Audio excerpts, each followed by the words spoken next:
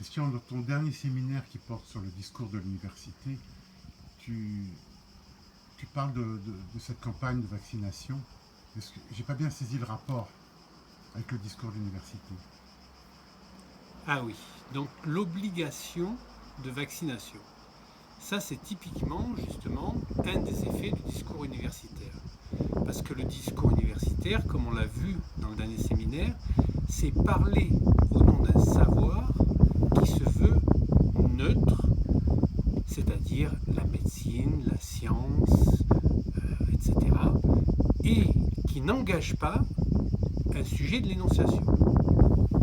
C'est parler au nom du bien, d'un bien qui serait déjà préétabli. Or, justement, comme le remarque Kant, la différence entre la morale et l'éthique, c'est que le bien n'est pas préétabli. Il s'agit, dans l'acte éthique, de faire surgir le bien.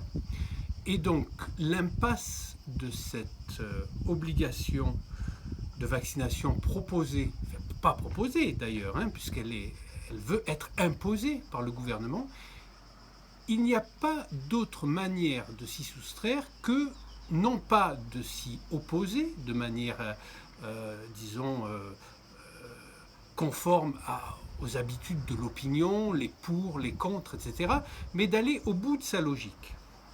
Alors, pour expliquer ça, il y a le cas de ce père de famille qui lui-même n'avait pas pu être vacciné contre la variole parce qu'il présentait un terrain allergique et la vaccination de la variole ne prenait pas sur lui et risquait d'avoir des catastrophes désastreuses.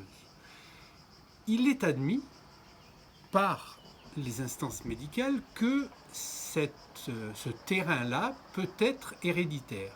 Donc, si cet homme-là a la responsabilité juridique d'un enfant qui aujourd'hui serait obligé d'être vacciné, la seule manière de faire, ça serait de poser la question: qui est responsable si quelque chose de désastreux se passe dans la vaccination de cet enfant?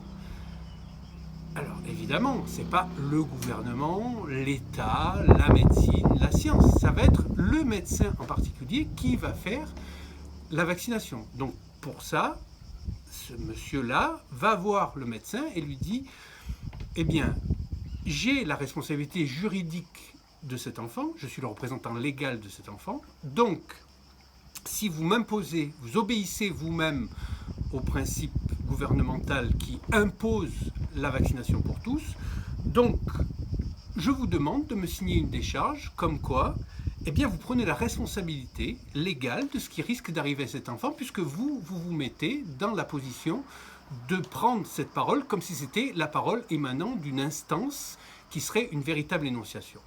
Voilà, c'est la seule possibilité de contrer ce genre de bien a priori pour tous, l'empire du bien, comme disait Muret, parce que la vérité ne prend jamais son statut de l'exactitude de tel ou tel énoncé, mais des conséquences à venir pour celui qui l'énonce.